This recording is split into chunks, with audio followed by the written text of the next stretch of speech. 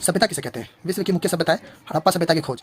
So hello friends, आप लोग का स्वागत है अपने चैनल स्मार्ट सीवीटी एक्सप्रेस में। और आज आपको मैं सीवीटी 2023 की तैयारी करने का तरीका चैप्टर को पढ़ाया जाएगा। इसमें अगर आप चाहते हैं कि मैं सारे ही सिलेबस को इस पर फ्री में पढ़ाऊँ, सब्जेक्ट आप चूज करने वाले हैं सीवीटी 2023 में डोमेन के रूप में और लैंग्वेज के रूप में, वो मुझे आप कमेंट में जरूर बताएं। इसमें आज मैं बताने वाला हूँ हड़प्पा सभ्यता के बारे में आपको पूरा डिटेल पढ़ाया जाएगा। बहुत ही आसानी से आपको बताया जाएगा कि क्या है हड़प्पा सभ्यता और क्या क्या उसमें खास बातें हैं जो आपको पढ़नी जरूरी है।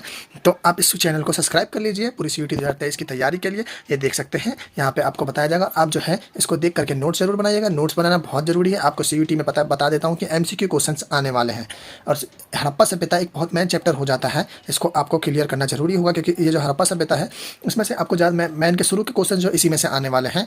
तो आपको मैं एकदम डिटेल वाइज बताऊंगा, एक एक नंबर के क्वेश्चंस बताऊंगा। पहले तो फुल चैप्टर एक्सप्लेनेशन होगा, फिर बाद में मैं आपको जैसे ही पेपर के डेट्स आने लगेंगे करीब में तो मैं आपको बताऊंगा कि एमसीक्यू क्वेश्चंस दूंगा, आप उसको सॉल्व करिएगा। तो आपको अलग से कुछ नहीं पढ़ना पड़ेगा, बस इसको पढ़ लीजिए और नोट्स बना लीजिए इसको देख करके, तो आपको इतनी कोई भी दिक्कत नहीं होने वाली है। पहले चैप्टर का नाम आपको बता देता हूँ मैं, ईंटें मनके तथा अस्थियां। पहले चैप्टर का नाम है ईंटें मनके तथा अस्थियां। ये चैप्टर का नाम है। चैप्टर के नाम से भी पता चल रहा है कि इसमें हम यहाँ की ईंटें कैसी थी, मनके क्या थी और अस्थियां क्या क्या हड़प्पा सभ्यता में थी, ये सब हम पढ़ने वाले हैं। तो देख शुरुआत करते हैं और इसमें हम पढ़ाया जाएगा, देख सकते हैं। फिर आपको हड़प्पा सभ्यता में हड़प्पा सभ्यता की भौगोलिक विशेषता बताई जाएंगे। हड़प्पा सभ्यता में निर्वाह के क्या तरीके थे ये सब बताया जाएगा। ये टॉपिक्स को मैं ये बस बता दे रहा हूँ ऊपर से क्या क्या इसमें पढ़ाया जाएगा। देन देख सकते हैं मोहनजोदारो की विशेषताएं बताई जाएगी। दुर्ग और निचला शहर जो कि हड़प्पा सभ्यता 2 भागों में बटा हुआ था वो भी इसमें बताया जाएगा। इस वीडियो को आपका जो हड़प्पा बुक से पढ़ने की कोई जरूरत नहीं होगी, फिर भी अगर आप चाहेंगे तो बुक से पढ़ लीजिएगा क्योंकि एनसीईआरटी से ही आने वाला है पूरा सिलेबस। अगर को नहीं पता है तो बता दीजिएगा, मैं वीडियो बना दूंगा। चलिए नेक्स्ट पेज पे आ गए हैं। विशाल स्नानागार के बारे में बताया जाएगा। तो आइए शुरुआत करते हैं। जैसे कि निचला शहर क्या था, निचला शहर की विशेषताएं बताते हैं। सड़कें, जल निकास प्रणाली, भवन निर्माण, अन्य विशेषताएं, इस सब इसमें आपको पता चल जाएगा। बहुत ही आसानी से मैं आपको सारी बातें बताऊंगा जिससे आपको पूरा चैप्टर क्लियर हो जाएगा। सभ्यता किसे कहा जाता है, पहला टॉपिक सभ्यता। देखिए पहले मैं अपने भाषा पहले पढ़ के बता देता हूँ क्या लिखा हुआ, फिर मैं अपने भाषा में बता दूंगा आपको कि आपको इजीली समझ में आ जाए। लोगों के एक ऐसे समूह को सभ्यता कहते हैं जिसमें रहन सहन और जीवन निर्वाह के तरीके में विचार मान्यता विशेष हो। देखिए सभ्यता का मीनिंग मैं आपको बहुत ही चीज़ें बताता हूँ। सभ्यता उसे कहते हैं जिन वेल प्लान, जो कि अच्छे से प्लान के रूप में रहते हैं, प्लान रहते हैं, उनका रहन सहन बहुत अच्छा होता है, ग्रामीण क्षेत्रीय नहीं होता, नगरीय सभ्यता होती है। हर चीज़ जो है सभ्यता की जैसी होती है। जैसे कि सभ्य होती है, वो सभ्य लोग होते हैं सभ्यता के रूप में, सेटल्ड होते हैं और स्थायी निवास करते हैं। मेन बात ये है सबसे बड़ी, और कृषि भी करते हैं, ये होता है वेल सेटल्स होते हैं। आइए विश्व की मुख्य सभ्यता में, जैसा कि आपको पता है 1920 से पहले हड़प्पा सभ्यता की खोज नहीं हुई थी। तो उससे पहले माना जाता था कि मिस्र की सभ्यता, मेसोपोटामिया की सभ्यता और चीन की सभ्यता सबसे पुरानी सभ्यताएं थी। परंतु जब 1921 हो, वैसे एग्जैक्ट डेट 1921 है, 1921 में दयाराम साहनी, जॉन मार्शल के नेतृत्व में हड़प्पा की खोज कर देते हैं। तो वब से ही हड़प्पा सभ्यता भी है जो विश्व की प्राचीन सभ्यताओं में शामिल शुमार हो गया इसका नाम भी। अगला देखिए, हड़प्पा सभ्यता की खोज किसने की। मैंने आपको बता दिया है। आपको हड़प्पा सभ्यता की खोज की हिस्ट्री पहले बता देता हूँ। आज के लगभग 160 साल पहले सन 1856 में पंजाब वर्तमान पाकिस्तान रेलवे लाइन बिछाने का कार्य चल रहा था। मैं ये बता देता हूँ, पंजाब में जो है 160 साल पहले जो है रेलवे लाइन बनाने का कार्य चल रहा था। वहाँ पे पाकिस्तान में ये भी जगह थी। पहले तो भारत जो है से पूरा जुड़ा हुआ होता था, विभाजन 1947 के बाद ये जो विभाजन हो गया है। देखिए आगे, उन स्थानों पर खुदाई की जा रही थी। इसके दौरान ही को कुछ पुराने ईंटें अवशेष मिले। उस समय यह लोग नहीं समझ पाए कि इनका महत्व क्या है और पटरी बिछाने के कार्य की जारी है। मतलब कि पाकिस्तान में रेलवे लाइन का 156 साल पहले पाकिस्तान में रेलवे लाइन बिछाई जा रही थी। वहाँ पे ईंटें मिली थी, ये हड़प्पा में रेलवे लाइन, तो उन्होंने उसका महत्व नहीं समझ पाए। फिर सन 1821 में कोलकाता में भारतीय पुरातात्विक विभाग का स्थापना की जाती है। इसके पहले डायरेक्टर जनरल बनते हैं अलेक्जेंडर कनिंघम के बारे में एक क्वेश्चन जरूर आता है कि अलेक्जेंडर कनिंघम कौन थे। ये भारतीय पुरातात्विक विभाग के पहले डायरेक्टर जनरल थे और इनको जनक भी माना जाता है भारतीय पुरातात्विक विभाग। तो ये देख सकते हैं सारा चीज़ लिखा हुआ है। आपको इसका नोट से जरूर रखिएगा, इसका पीडीएफ आपको मिल जाएगी, चिंता मत करिएगा। इसके पहले डायरेक्टर जनरल कनिंघम थे और भारतीय इतिहास का जनक भी नहीं माना जाता है। 1909 से लेकर 28 में पुरातात्विक विभाग के डायरेक्टर बने हैं। आइए फिर जॉन मार्शल के बारे में। 1921 में जॉन मार्शल के नेतृत्व में दयाराम साहनी, इसको आप रट लीजिए क्योंकि ये क्वेश्चन पक्का ही है कि आपका आएगा, कैसे आ सकता है। ये मिलान करने के पैटर्न जो है बहुत होते हैं, मिलान करने के तरीके से आते हैं, बहुत तरीके से आते हैं, इसलिए आप इसको रट लीजिएगा।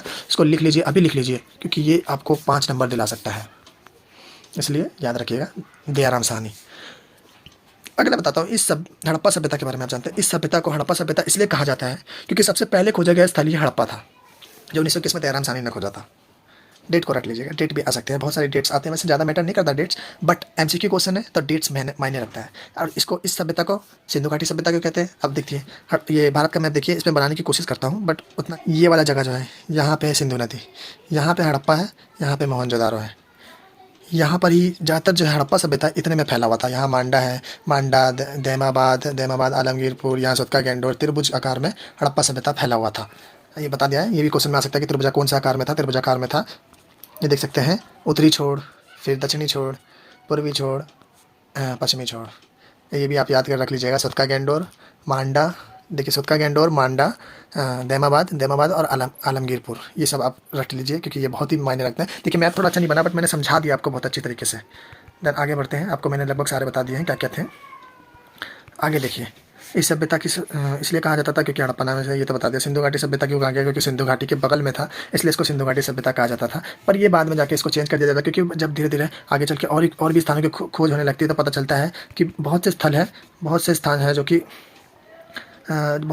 जो कि सिंधु घाटी के पास नहीं है, वो उससे भी दूर पाए गए, इसलिए बाद में इसको सिंधु घाटी सभ्यता की जगह हड़प्पा सभ्यता कहने लगा। पहले सिंधु घाटी सभ्यता कहा जाता था। और इसको कांस्य युग सभ्यता भी कहा जाता है। कांस्य युग सभ्यता क्योंकि इन्होंने जो है तांबा में टीन मिला करके इन्होंने कांसा बनाया था। ये कांसे के युग को जानते थे, इसलिए इसको कांस्य युगीन सभ्यता कहा जाता था। ये देखिए, अभी यहाँ ये लिखा हुआ है, नोट्स आपको मिल जाएंगे, चिंता मत करिएगा। देखिए हड़प्पा सभ्यता की भौगोलिक विशेषता के बारे में अब देखिए, जो मैंने आपको बताया कहाँ तक फैला हुआ था, मैंने बता दिया ना। ये देखिए, हड़प्पा सभ्यता अफगानिस्तान, पाकिस्तान और भारत के जम्मू कश्मीर से और गुजरात तक, मध्य प्रदेश और महाराष्ट्र हिस्सा में फैला हुआ था। मध्य प्रदेश के 6 हिस्सों तक फैला था। मतलब कि देख सकते हैं, ऊपर कश्मीर, अफगानिस्तान, पाकिस्तान, भारत के जम्मू कश्मीर देख लिया, फिर नीचे जो गुजरात में भी था, और गुजरात से महाराष्ट्र में भी था। महाराष्ट्र देख, ये सब में आता था। दैमाबाद जो है महाराष्ट्र में था। ये देख सकते हैं। अब आगे बढ़ते हैं, जो है मेसोपोटामिया की सभ्यता और मिस्र की सभ्यता हड़प्पा सभ्यता की समकालीन थी, ये बात बताया गया, क्योंकि इनका व्यापार है। यहाँ की मोहरें यहाँ मिली, हड़प्पा में मिली है, और हड़प्पा की मोहरें मेसोपोटामिया सभ्यता में मिली है। और ये वर्ड आप, जो मेसोपोटामिया में जो हमें अभिलेख मिले हैं, उसमें हड़प्पा के लिए मेलुहा शब्द का इस्तेमाल किया गया। मेलुहा, बहुत ही ज़्यादा मायने रखने वाला मेलुहा वर्ड, इसको आप याद रखिएगा क्योंकि ये है बहुत ही, ये हो सकता है कि आपके में क्वेश्चन में जरूर आए, इसलिए आप इसको बहुत ही अच्छे से ध्यान रखिएगा। ये बहुत ज़रूरी हो जाएगा क्योंकि यही आने के बहुत ज़्यादा चांस है। मेलुहा एक टाइम के लिए हड़प्पा सभ्यता नहीं पूछा जाएगा, बट ये पूछ सकते हैं कि मेलुहा किस लिए कहा जाता था। एक ओमान, जो कि ओमान के लिए मगान शब्द का इस्तेमाल किया जाता था। मगान भी लिख के दिखा देता हूँ कैसे लिखा है, मगान, इसलिए ये भी ध्यान रखिएगा, मगान। आगे बढ़ते हैं, हड़प्पा सभ्यता के निर्वाह के तरीके, ये भी आ सकता है मिलान में। कृषि, पशुपालन और शिकार। कृषि, पशुपालन, शिकार। कृषि में वो कौन सा करते थे? गेहूँ, जौ, दाल, सफ़ेद चना, गेहूँ, जौ, दाल, सफ़ेद चना, तिल, ऐसे याद रखिएगा। पशुपालन में यहाँ हड्डियाँ मिली है। भेड़, बकरी, सुअर, वड़हा, वो सींग वाला हिरन जो होता है उसको वरहा कहते हैं, जो पहले के हिरन होते हैं, ये सब मिले हैं जानवर में। सुअर की हड्डियाँ मिली हैं। उसको ध्यान। शिकार भी इन्हीं में से किया जाता था। ये पालतू जानवर का बताया था मैंने, भेड़, बकरी, सुअर जो है जंगली भी होते थे और वो भी होते थे। शिकार में भी ये इन्हीं का शिकार भी करते थे, शिकारी भी थे। कृषि में देखिए, अब मैं कृषि की पूरी डिटेल बताता हूँ क्या क्या है कृषि में। कृषि, हड़प्पा सभ्यता के मुख्य लोग गेहूँ, जौ, दाल, बाजरा, सफ़ेद चना, मैंने ये बताया ना। ये सिंचाई के लिए नहरों और कुओं का प्रयोग किया करते थे। और नहरों के साक्ष्य कहाँ से मिले पता है आपको?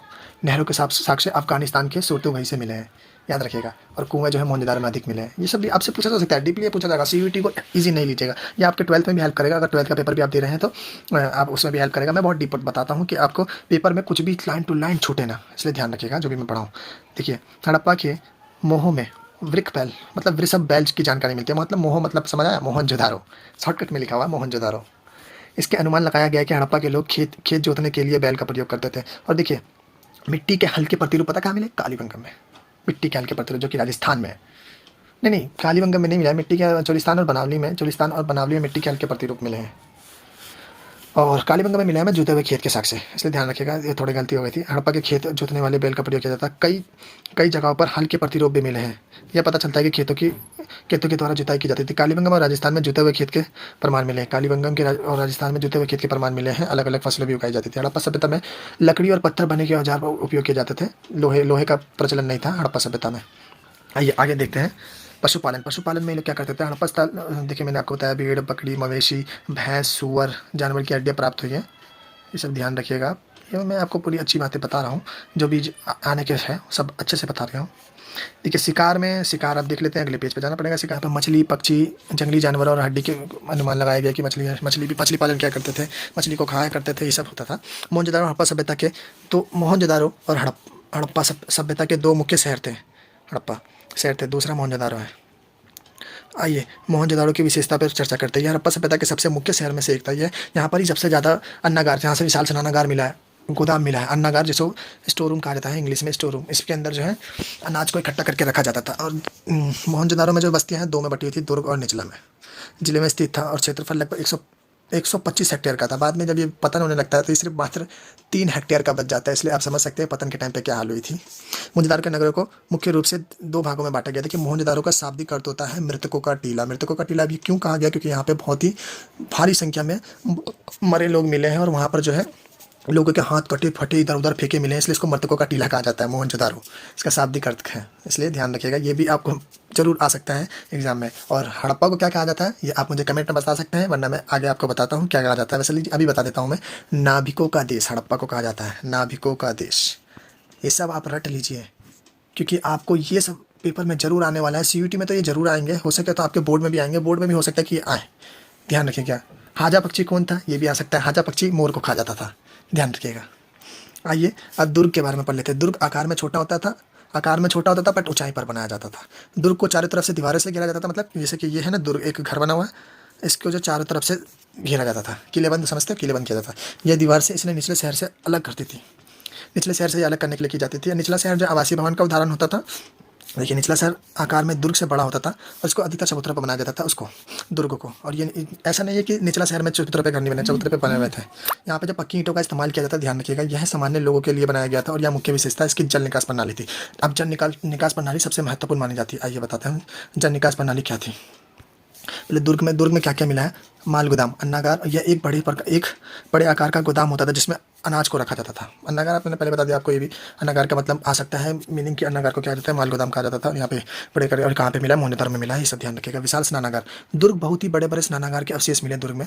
इसका आकार 12 मीटर लंबा और 7 मीटर चौड़ा हुआ करता था। लंबाई 2 मीटर गहरा हुआ करता था। देखिए कि जैसे ऐसे स्नानागार होते थे, ये हो गया। और इसके अंदर फिर जीना होता, इसका जीना देखिए ऐसे ऐसे होता था, ऐसे ऐसे होता था। और यहाँ पे जो रूम हुआ करते थे, एक साइड से जीना होता था। देखिए इसको पहले मैं ऐसे सेट कर देता हूँ। एक इधर से जीना होता था और एक इधर से जीना होता था, ध्यान रखिएगा।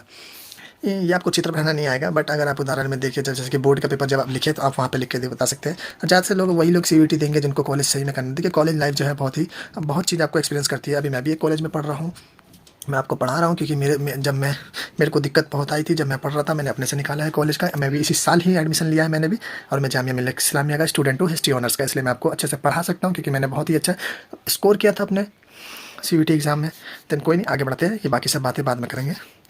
देखिए स्नानागार के बारे में बताया जा रहा था। स्नानागार को भरने के लिए कुएं का प्रबंध था।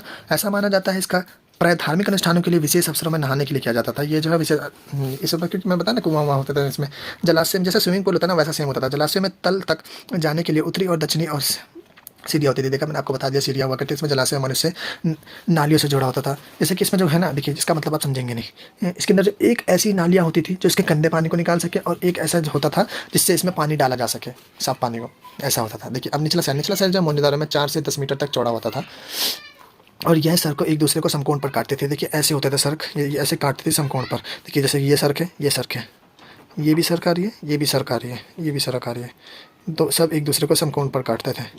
ऐसे होते थे। पहले प्लांट बनाया गया था। आप जो है मोहनजोदारो के बारे में पढ़ेंगे तो ये एक शहरी सभ्यता थी, मतलब नगरीय सभ्यता थी, या कोई ग्रामीण सभ्यता नहीं थी। मोहनजोदारो हड़प्पा सभ्यता। मोहनजोदारो सबसे ज़्यादा विकसित माना जाता है इसमें। जल निकास प्रणाली, अब सबसे मेन क्वेश्चन जल निकास प्रणाली। 8 नंबर का क्वेश्चन आता है बोर्ड में। अगर ये गारंटी है मेरी कि ये हर साल आता है, आप बोर्ड के लिए इसको पढ़ें। 8 नंबर नहीं मिला तो बोलिएगा मुझे। इसमें आपको लिखना होता है जल निकास प्रणाली में क्या हुआ करता है। देखिए मैं आपको एक सिंपली भाषा में बताता हूँ। जल निकास प्रणाली हड़प्पा की सभ्यता में पहले नालों का निर्माण किया गया था, फिर नालों के साथ रोडों का, पहले रोडों का निर्माण किया जाता था, फिर उसके साथ नालों का निर्माण किया जाता था, फिर उसके बाद उसके बगल में घर बनाए जाते थे। ऐसी जल निकास प्रणाली थी। और घरों के नाले बाहर के नालों से, सड़कों के नालों से मिलते थे, और सड़कों के नाले आगे जाके बड़े नालों में मिल जाते थे। और इन नालों को ढका गया था ताकि समय समय पर इसको साफ किया जा सके। निर्माण किया गया था। नालियों का निर्माण के लिए जिप्सम के गारे का प्रयोग किया गया था, ढका जाता था ताकि कूड़ा करकट से बचे। देखिए वर्षा जल निकास के लिए विशेष प्रबंध किया गया था। नालियों को ईंटें से ढका जाता था ताकि कूड़ा करकट से बचाया जा सके। वर्षा जल निकास के लिए विशेष प्रबंध किए गए थे। देखिए ये लाइन 2 बार रिपीट हो गई, कोई नहीं, आगे बताता। भवन निर्माण, मोहनजोदारो में सफाई का विशेष ध्यान रखा गया था। मोहनजोदारो में जो है सफाई का विशेष ध्यान रखा जाता था। आंगन चारों तरफ कमरे का निर्माण होता था। आंगन के चारों देखिए, आंगन के चारों तरफ कमरे का निर्माण किया जाता था, कमरों का निर्माण किया जाता था। हर एक घर में मोहनजोदड़ो में आंगन हुआ करता था। ये भी 6 नंबर का क्वेश्चन आ सकता है। आप इसको लिखिएगा बहुत ब्रीफ से, जो मैं आपको दे रहा हूँ ये पॉइंट्स आप जरूर लिखिएगा अपने आंसर में, तो आपको 8 नंबर पक्के मिलेंगे और ये सीयूटी बोर्ड में भी आपके बहुत काम आएंगे, तब ध्यान रखिएगा। प्रत्येक घर की दीवार बाहर एक नाली से अवश्य होती थी। मतलब देखिए बताया मैं, जो बात मैंने बताई वही इसमें आ रहा है। हर घर में बड़े बड़े आंगन होते थे और घर के पक्की ईंटों को बना हुआ स्नानागार होता है। हर घर में आंगन और स्नानागार होते थे। कुआं भी होता था। ऐसा माना जाता था कि मोहनजोदड़ो में सबसे ज़्यादा कुआं पाए गए थे। अप्रोक्सीमेटली शायद 700 संख्या है, मेरे को अभी एग्जैक्ट याद नहीं आ रहा है। शायद 700 कुओं की संख्या बताया गया है। घरों के अंदर कुएं का निर्माण हुआ किया गया था और कुओं को ऐसी जगह बनाया जाता था ताकि जो कि राजगीर होते थे बाहर के लोग, वो भी आके यहाँ पे पानी पी सकें। पानी का निकास के लिए घर के नाले का प्रबंध किया गया था। इस आंगन का उपयोग खाना पकाने एवं अन्य कार्यों के लिए भी किया जाता था। निचले कमरों में खिड़कियाँ नहीं होती थी। निचले कमरे में खिड़की नहीं होती थी। एकांग्रता का ध्यान दिया जाता था। निचले कमरे में खिड़की, जैसे कि प्राइवेसी पे बहुत मायने किया जाता था। इसमें हड़प्पा सभ्यता में प्राइवेसी पे बहुत ज़्यादा ध्यान दिया जाता था, मोहनजोदड़ो में खासकर। निचले कमरों में खिड़की, स्नानागारों को देखिए, स्नानागार की नालियाँ बाहर नालियों से मिल जाती थी। अभी मैंने आपको बताया वही सेम पॉइंट्स आ रहे हैं। कई घरों में सीढ़ियाँ से भी मिली है, मतलब कि स्पष्ट होता है कि वहाँ 2 मंजिला भी हुआ था। अकेले मोहनजोदड़ो में 700 को देखिए आगे ना, 700 को मैंने सही बताया था आपको, 700 को हुआ करते थे। अन्य विशेषता यात्रियों के लिए सराय का निर्माण किया गया था। सराय का निर्माण बर्तन पकाने की मिट्टी का शहर में बनाया जाता था। भट्टी मतलब बर्तन पकाने की भट्टी को शहर से बाहर बनाया जाता था। देखिए चिमनी जानते हैं कि आज के दिन भी बहुत ही बाहर बनाए जाते हैं। देखिए पहले से समझ सकते हैं कि कितना विकसित था उस समय। इसका आपस में तक आपको कल मैंने बताया नहीं, सॉरी, मैं पहले बता रहा था, अब बता देता हूँ। 2600 से 1900 माना जाता है। देखिए अगर बुक के हिसाब से, जैसे कि एनसीईआरटी बुक से जाएंगे तो 2600 से 1900 माना जाता है, बट आगे चल के अगर आप हिस्ट्री ऑनर्स करते हैं तो उसमें बहुत सारी आपको विवाद देखने को मिलेंगे। बट आप डेट के ऊपर मत जाइए, क्योंकि हिस्ट्री में कभी डेट्स मायने नहीं रखते। पहले माना जाता था, बट आप जो है डेट्स नहीं मायने रखते। आपको बस समझ होनी चाहिए हिस्ट्री में है क्या।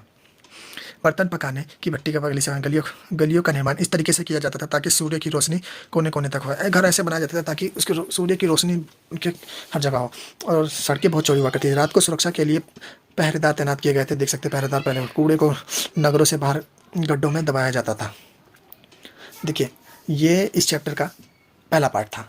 अगर ये वीडियो आपको अच्छी लगी हो तो प्लीज़ इसको लाइक ज़रूर करिएगा। अगर आपको पसंद आया हो तो इसको शेयर ज़रूर करिएगा। अगर इसमें आपको कुछ कमी लगी हो तो आप मुझे बताइएगा ज़रूर, मैं इसमें कुछ सुधार करने की कोशिश करूँगा। लाइक ज़रूर करिएगा। देखिए मैंने लाइक करते हुए ये भी दिखा दिया है। प्लीज़ अगर आपको ज़रूर सच में पसंद आया हो तो मुझे ज़रूर बताइएगा, और वीडियो में कुछ कमी लगी हो तो ये भी ज़रूर बताइएगा। और आप अगर अपने सब्जेक्ट मुझे ज़रूर बता देंगे कमेंट में आपका सब्जेक्ट क्या है। मैं आपको ये बहुत अच्छे से बता सकता हूँ कि आपको क्या पढ़ना चाहिए, क्योंकि मेरे खुद निकाला है, वो आपको अच्छे से पढ़ा सकता है कि क्या क्वेश्चन आते थे। आपको मैं हर एक क्वेश्चन बताऊँगा फ्री में। जैसे कि टेक्स्ट बुक जानते हैं, टेक्स्ट बुक ये जो है पैसे चार्ज करता है आपको क्वेश्चंस बताने के। मतलब ये जो है आपको मॉक टेस्ट देता है, तो मैं आपको ये फ्री में दूंगा। ऐसे ही क्वेश्चंस ऐसे से फ्रेम करके जो सीयूटी में आपको डिट्टो देखने को मिल सकते हैं। इसलिए आप बस जैसे मैं बताऊं वैसे पढ़ लीजिए, आपका कल्याण हो जाएगा। आपको अच्छी यूनिवर्सिटी, दिल्ली यूनिवर्सिटी, जामिया मिलिया इस्लामिया, अलीगढ़ मुस्लिम यूनिवर्सिटी, जवाहरलाल नेहरू यूनिवर्सिटी, और अगर जितने भी central university, Gujarat university, Hyderabad university, Bihar university, जितने भी पंजाब यूनिवर्सिटी है, सब आपको मिल जाएंगे ईजिली। बस आप मेरे बताए हुए तरीके से तैयारी कर लीजिए। देखिए आप एलिजिबिलिटी जरूर देखिएगा, बहुत दिक्कत हो सकती है। अगर आपको एलिजिबिलिटी नहीं देखेंगे किसी कॉलेज की तो बहुत दिक्कत हो सकती है। आप मुझे बता दीजिएगा आप कौन सी यूनिवर्सिटी में जाने वाले हैं, उसकी पूरी एलिजिबिलिटी आपको मैं वीडियो बना करके दे दूंगा। आप समझ जाइएगा, फिर वैसे ही डोमेन भरिएगा। देखिए जब तक मैं यूट्यूब पे फॉर्म भरने की वीडियो ना बना लूँ, कोई भी बच्चा फॉर्म मत भरना, क्योंकि मैं उसमें आपको बहुत अच्छे से बताने वाला हूँ कौन सा डोमेन आपको कौन सा फिल करना है। देखिए मैं बताता हूँ कब तक, फरवरी या मार्च में शायद फॉर्म आने वाला है सीयूटी का। ध्यान रखिएगा, मैं आपको जब तक ना बोलूँ फॉर्म भरने को तब तक नहीं भरिएगा। Please do subscribe the channel for the latest update and share this video and like this video.